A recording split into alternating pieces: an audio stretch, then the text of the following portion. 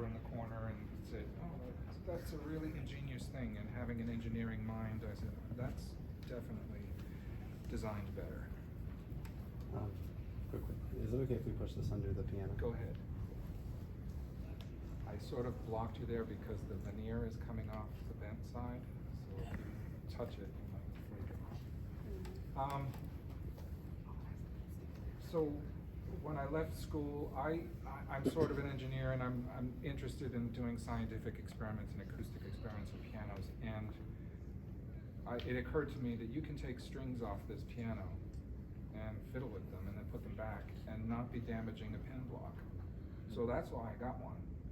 There was a Screwstringer that some guy was going to throw in the dump, and I got one upright.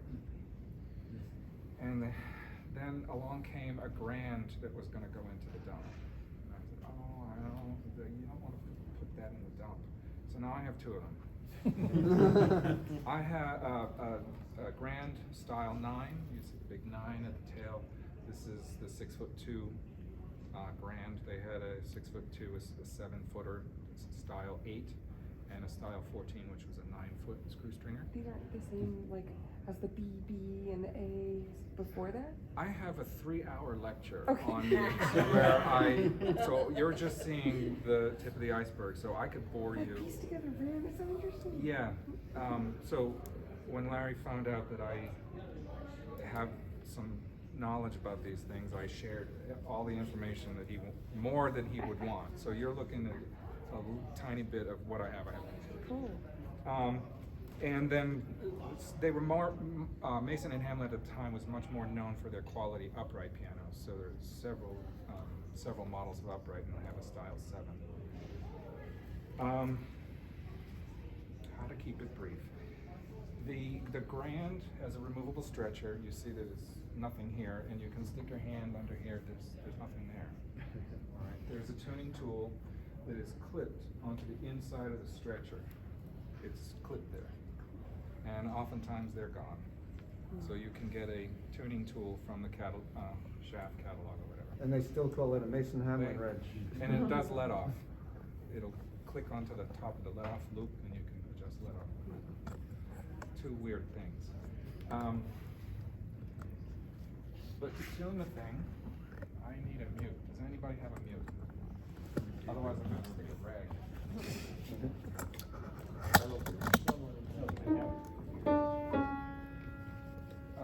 Getting your bearings is a little strange. You gotta follow that string and then down. All right, you gotta learn what nut. The tuning tool is at right angles to the nut. For a Grand, you want me to shine the light on it? Just need to find it. It's here. Okay. Follows the right hand rule, meaning righty tighty, lefty loosey, or righty flatty, lefty sharpie. It took me a minute. I unscrew it, it'll go flat. See how much I turned it? And I've only got 3 beats a second. There is no test blow. There's no isometric hold yourself against the piano. It's all just relax. What note was that? And I'm just turning my wrist. I keep my thumb on the end of the nut so that it stays on, and it has a tendency to slip off. This little tool has no mass, so it's just going to fall off. And then I give a lecture, and you bring it up and let it relax. Bring it up, let it relax, or undo it a little bit. So you're going up and then back. I call it yink yank after David Betts. Give it a yink, give it a yank. I give it a yank up, and then I give it a yink back. Yank, yink. And then as the closer you get to making the unison, the motion becomes smaller and smaller and smaller. If you over pull and you go sharp, you have to start all over. So it's bring it up to pitch, and then, all right, so now I'm going to try and do a unison, and this is where I embarrass myself.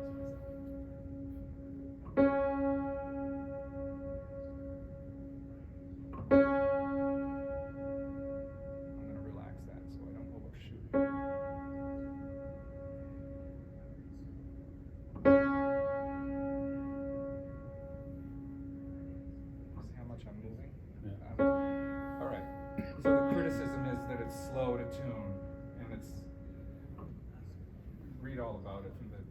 contemporary magazines.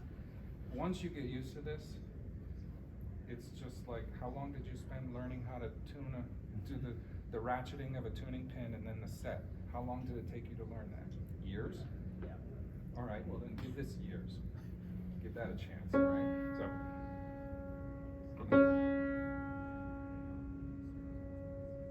I overshot it. All right, start over. Why do you have to start over if you overshoot? Because, like on the label that Larry read to you, it has a tendency to go sharp. If you give it a test blow, it'll go sharp. So if I've overshot, it's going to go sharp even more. So I'm not going to spend a lot of time trying to get the sweetest unison out of this.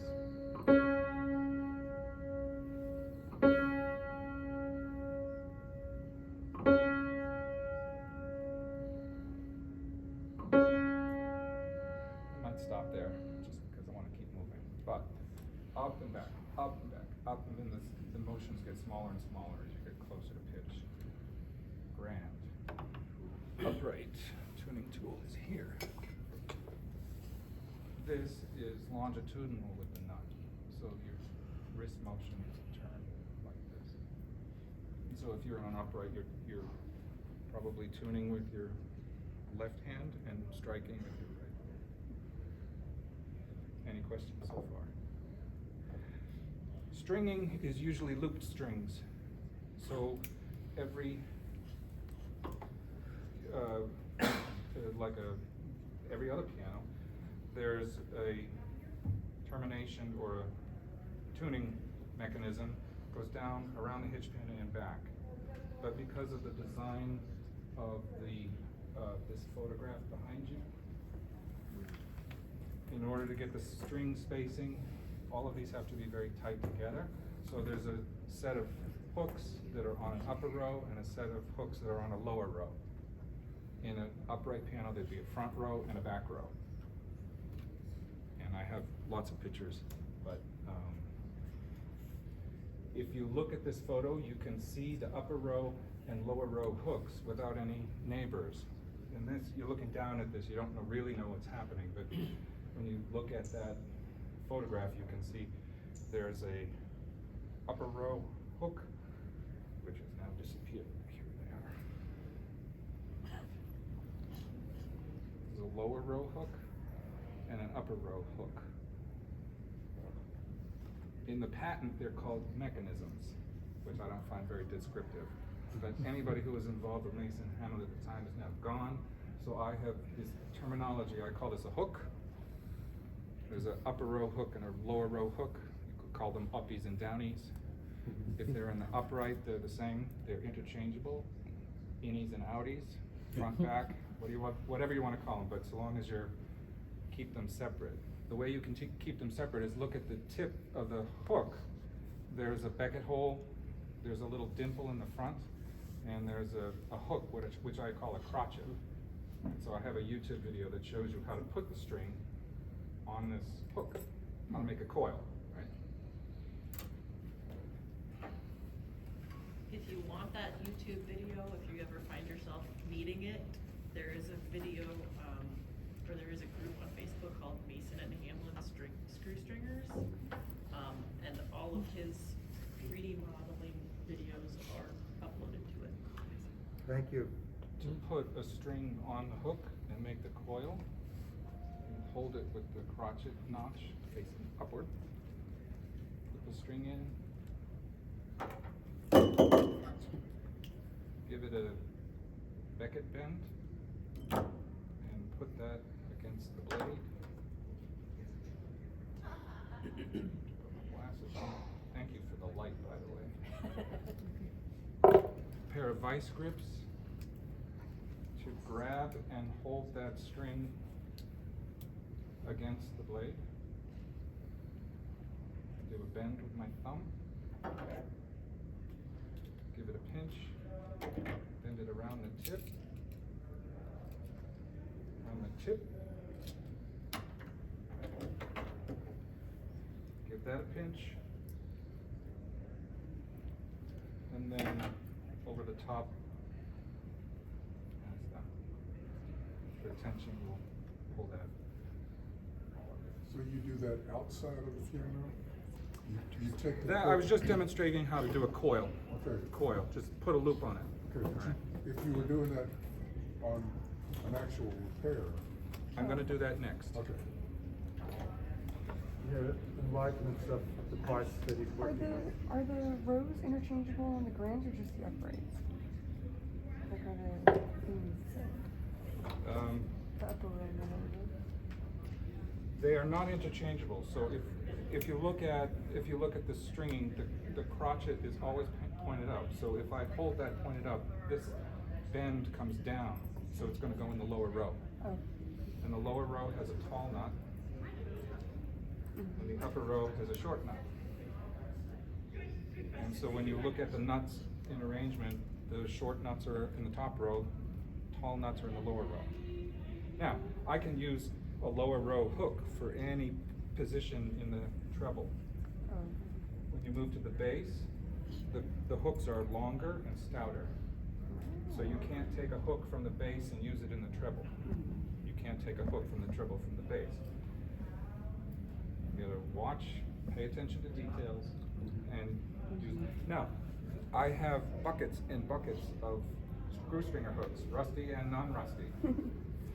And the treble hooks seem to fit uprights and grands equally. Bass hooks are a little bit more rare, and you have to be more careful with bass hooks, but for the most part, they are interchangeable. How do you have buckets and buckets? Because people want to take a screw stringer and throw it out. And I said, let me take all the strings off it first. That's right. Chris, do you want to explain about the combs? Okay, so at the in yellow, in the animation in yellow, you can see the yellow L-shaped where the hooks pass through. That's a bent brass thing with teeth that the hooks go through. They slide, and the purpose of the comb and the teeth is to keep this from twisting.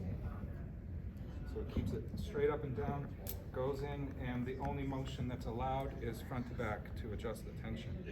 Now, you see all the broken teeth? That's what I was thinking. Over time, this blade that is twisted is bearing on one side of it, and you can look at it, the teeth have all broken off in the same direction. So if there's any failure of the design or weakness of the design, it's the fact that this was made out of brass and the metal fatigues over time. But for the most part, if you see broken teeth on a comb, it's a tuner that did it. Technician who did it. Is Which that very common? What? Broken teeth? Yeah. Yes. So is there like, does that mean like there's a wrong way to tune this that would cause the teeth to break? Tuning, no. Fiddling with strings, yes. And here's a bass comb. You see that it gives you the spacing of the unison, the monochords and the bichords. I have a question. Do you know, do you have a basic idea of how much friction is built into the design of this that should be there? Yes. Okay. This feels great. This piano feels great to tune. There's no, you feel like it's metal on metal gliding, like a lubricated screw of some kind. There's some that are more rusty these days, and it feels like it's grinding, like, oh, there's corrosion in there. Would you recommend tumbling the hooks or I put them on a wire wheel. replating them? I put them on a wire wheel. For the threads, I sometimes throw a dye down it to clean out the threads. It's 832 standard threading. Number 8, 32 threads per inch. Any other questions before I start the string? Yes, go. On a standard pin block, we measure with 3 fingers. Of course, here, there's not a coil around it. Mhm. So, in general, with any regulating screw in piano action, we want it to be in the middle of its throat. So, the nut on the hook, you probably don't want it to bottom out or get too close to bottoming out if you measure too long. And Yes. just measuring too short. Yes, that is the failing of the system, that there's only so much front to back motion to tune, that if you pull it too long, you'll strip the threads and break the hook. So how do you measure? I'm getting to that. Okay. So look at the section at the bottom of this poster. You see that there's only like 3 millimeters of, or the thickness of the flange play, right there, thank you, that you're allowed. The way that you know that the hook is in the right place is you see the threads coming through the back side. So if you look, there's threading. That you know is in the right place. Then it's going to be able to take a little bit of distance. I have a piece of music wire that I cut extra long, bend it in half.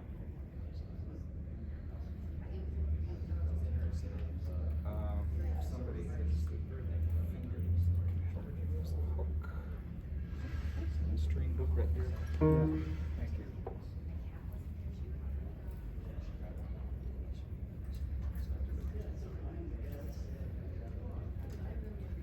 You are suffering from the same issues, tuning. Right.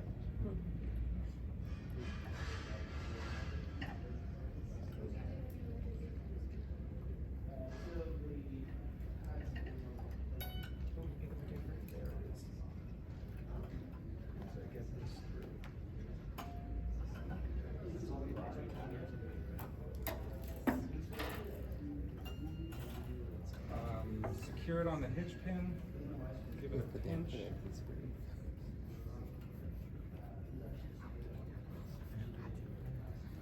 I'm nervous, so my hands are shaking. And The vice grips? no, the binder, the little green binder clip to hold the string. I don't see any. Oh, there's one on the floor. Oh. Good eye. There it is. Thank you. Good eye. This is how we keep our string on that hitch pin. Look how cute. Fish it over the bridge. And the way I do this is I fit this through the top row hole. Don't need to worry about left and right just yet. I just need to have it on the hitch pin, over the bridge, under the damper, through the front hole. Now, I have a piece of broken screw stringer plate from the treble section of a upright. And over the years, I have used this broken plate as a stringing practice jig. So this is the method that I have determined or figured out how to put a string on a screw stringer without damaging anything that's already there. The overall process is that you have to tension the string, cut it precisely, and bring both of them up at the same time. So you see the hooks are generally left, right are the same length. In a tuning pin piano, one will be longer than the other. But if you cut the string extra long in a tuning pin piano, you just turn the tuning pins. If you cut it extra long in a screw stringer, you're going to go too far, you're going to strip the threads or pull the hook through the comb. So the cut needs to be very precise. Okay, so how long do you cut it? Well, again, in de-engineering this, I determined that the coil that I just made takes 1.25 inches when the string is at tension. So you put the string at tension, cut it 1.25 inches from the tip of the hooks, the existing hooks, and then string both of them at the same time. All right? Any questions? What point is an inch in it? Say, What point on that hook is an inch? I'm going to pay for your convention attendance right now by showing you that. Standard Sharpie marker with a little jig that I put on this. Between between there and there is 1.25 inches. Nice. 1.25 inches. 1.25 inches. Get your ruler out and measure 1.25 inches. Okay? Now, I have to put the string at tension. Get your honkin' vice grips. Grab both of these at the same time. I'm marring the string, but yeah, I'm gonna cut this off. I'm not using this part. Music wire is cheap. Use extra, don't struggle. And then tension the string. Okay, so now with my third hand and my magic thingy, I align the wire end to the existing hooks, and then I mark both strings with a mark with the Sharpie.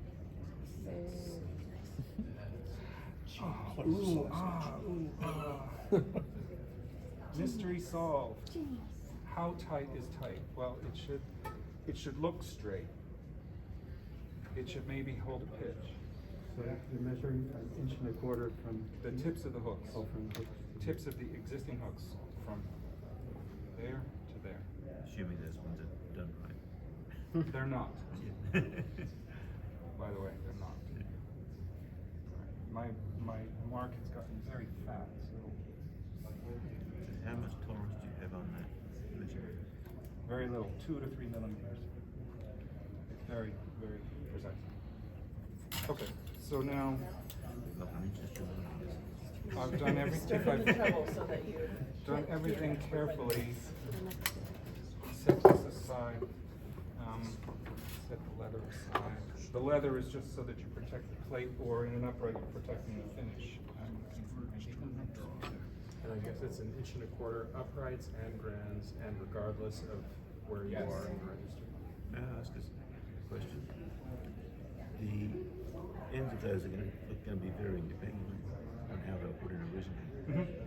Why not measure from the other end, from the plate, the hole that goes through? It could have been. It could have been pre-cut wire. Yeah, no, but And when you're now- doing this, yeah, why not measure from the plate, which is a constant? You could. Yeah. You could. This is just the one that I. Yeah. Okay. Be brave. It looks like it's really, really too short, but be brave. You just marked it. You just cut it. Trust the process. It looks way too short, right? Yeah. Okay, so your upper row hook. The upper row is to the bass. The lower row is to the treble. So keep those. Now untangle this. Make sure you got your left and your right. So this is, you don't want to cross the. This is the same as a regular piano, right? I'm not teaching anybody anything new.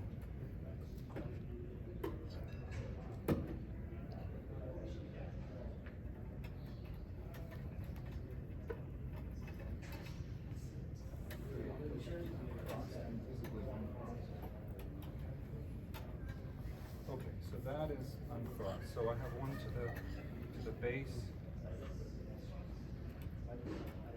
Just showed you how to put the coil.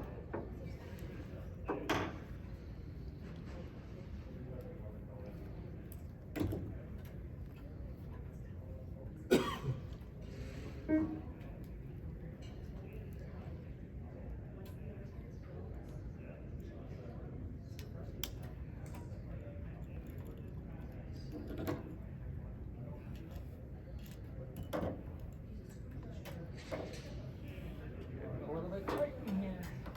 And I crimp it, make sure you crimp so that the string is nice and tight to the sides of the blade.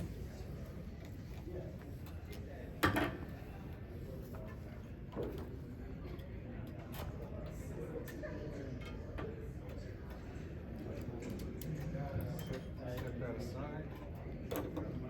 Same thing. I see you're bleeding a little bit, so you must be doing it Yeah. right.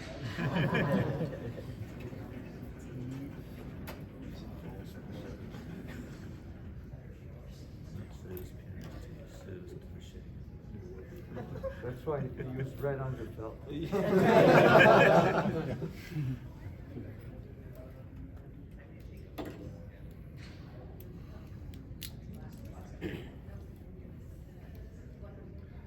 danger is cutting it too long.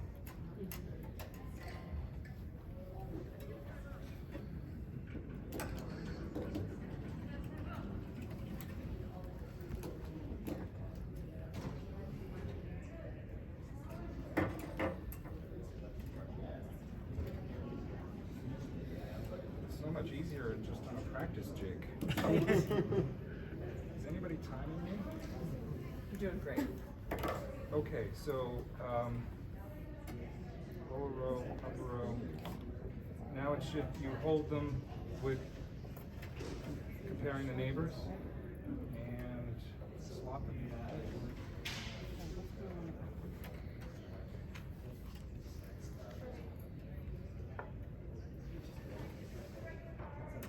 And I'm ready to put the nuts on. I'm ready to tension them up.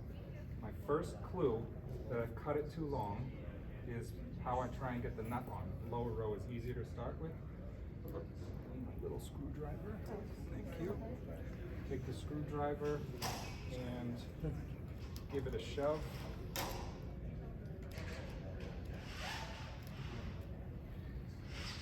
And I see that the thread part is just poking its head through the flange like a gopher. That's how I know that it's right.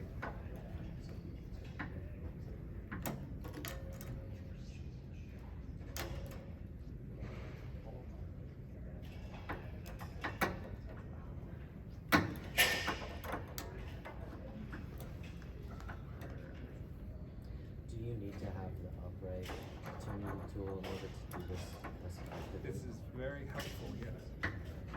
What size? 1/4 inch. I just caught the first thread. Careful, don't strip it then.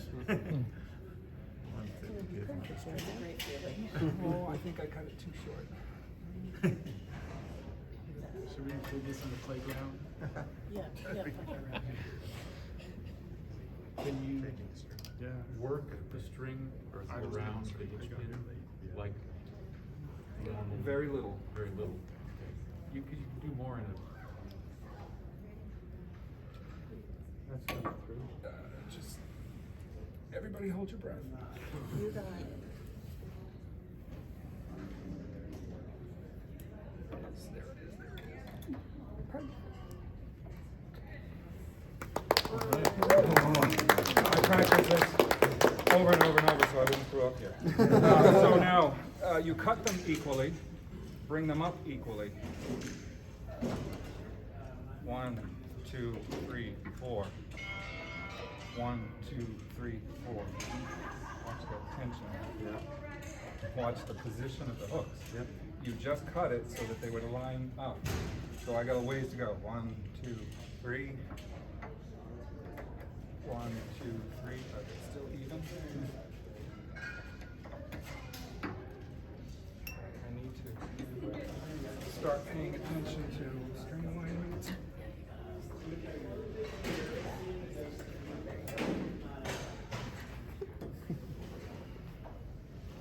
I'm not going to go all the way because the original string is right there. I'm going to put it back. But that's how it's done.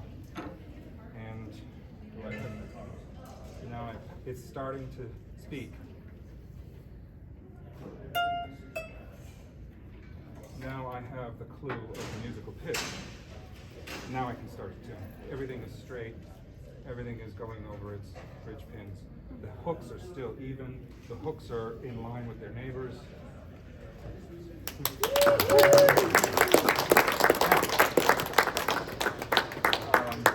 Any questions? So when you put in the initial one through the hole, you hold the left hand thread in from the right hand? Yeah, the blade, the hook is always in this position, and I always feed the music wire, always counterclockwise, wrapped around the hook, always. Go back to your home screen. Oh, it is. Yes. Anybody else have a question? I can do this in 6 minutes. Is the rebuild, and we will replace some of the hooks and some of the nuts? Yes. They strip, they break. 10%? I don't know. Okay. Matt Crudo has rebuilt one. Kristen, have you restrung one? Well, What's the percentage of loss for the hooks? 15%.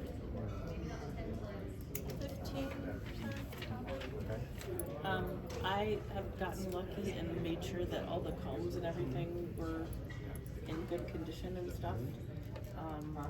And if there's no rust on it, they're not quite as bad. But if you get a rusty one, plan on at least 15% of them. So you I run have an buckets of 832 tap and die through both the hook and the.